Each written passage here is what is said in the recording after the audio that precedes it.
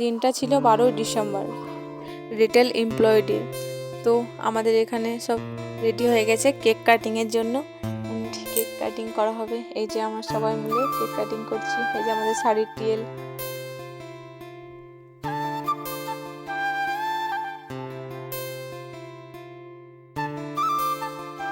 And আমাদের cake cutting করার পর স্যাররা বললো আমরাও কেক কাটিংটা করে নিই। তো চলো দেখো, এটা হচ্ছে আমাদের মেন্সের টিএল অ্যান্ড এটা আমাদের টিএল হেড কেচিয়ার। এই যে দিলটাকে ভেঙে দিয়েছে আমাদের দাদা। তো চলো, আমাদের কেক দেওয়া কমপ্লিট হয়ে গেছে, খাওয়া কমপ্লিট হয়ে গেছে। আমি তো খাই না, তাই খাইনি আমি।